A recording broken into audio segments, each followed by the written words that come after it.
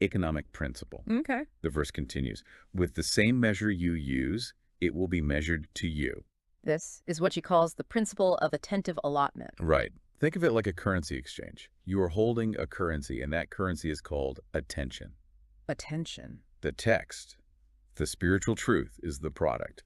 The amount of insight you walk away with is strictly determined by the amount of attention you are willing to pay. So it's input equals output. Yes. If I approach a text with a teaspoon of attention, like I'm skimming, I'm checking my phone, I'm half listening to a sermon while doing the dishes, I am mechanically limited to receiving a teaspoon of insight. Exactly. You can't buy a Ferrari with pocket change. And if you bring a bucket, you get a bucket. Wow. Vellum is very firm on this. God is not playing favorites here. He isn't arbitrarily deciding, oh, I like Susan better, so I'll give her the epiphany today. It's an accounting. It is an accounting of diligence. It's not a gift in the way we usually think of it. That's empowering because it means I actually have control over my own growth. But honestly, it's also a little terrifying. Because it removes the excuse. Yes. I can't say, well, God just hasn't revealed that to me yet. Vellum is basically saying, no, the insight was right there on the shelf, and you just didn't pay the price to buy it. That is the sting of it. We love to blame the teacher when we don't learn, but Vellum says, check your tuition payments. Ouch.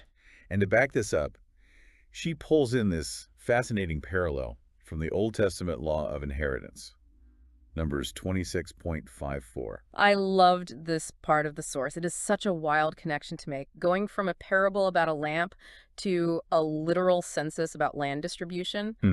But it completely works. It does. This is about how the Israelites divided up the promised land, right? Yes.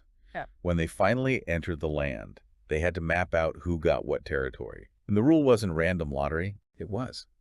To a large tribe, you shall give a larger inheritance, and to a small tribe, you shall give a smaller inheritance.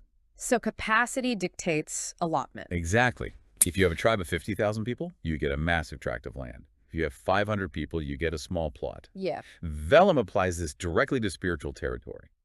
You say you want to understand the deep mysteries of the universe.